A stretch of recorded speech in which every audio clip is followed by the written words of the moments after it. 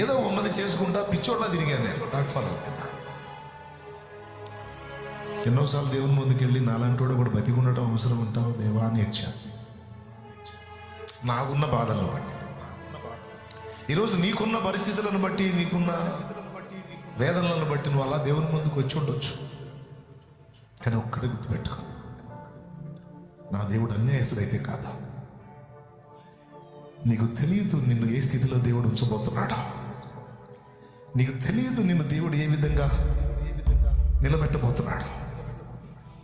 అది జరిగిన నాడు నీకు అర్థమైంది నేను చెప్పింది ఏందో.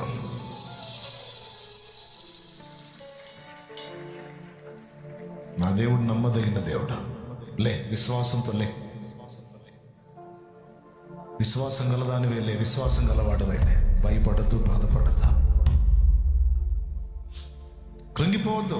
జనాలు నీ ముందు మిడిసిపడుతుంటే నువ్వు దాన్ని బట్టి ఏం బాధపడద్దు, దిగులు పడద్దు. నువ్వు ఏడవాలని వాళ్ళు అట్లా చేస్తారు, నువ్వు ఏడ్చే కొద్దీ ఎక్కువ చేస్తారు. వదిలే, దేవుణ్ణి బట్టి నువ్వు చిరునవ్వుతో ఉండవు, వాళ్ళు చేయలేరు. మనం ఎంత చేసి ఎంత ఆమెని ఇది చేస్తున్నా కూడా ఆమె నవ్వుతానే ఉంది. ఆ మనిషి ప్రశాంతంగా ఉంది, చిరునవ్వు నవ్వుతుంది, పైకి చూసి నవ్వుతుంది, పైకి చూసి నవ్వుతున్నాడు అని వాళ్ళే సర్దుకుంటారు. నీకు సిద్ధపరిచిన దినం వచ్చినప్పుడు ఆయన చేసే కార్యం ఆయన చేస్తాడు.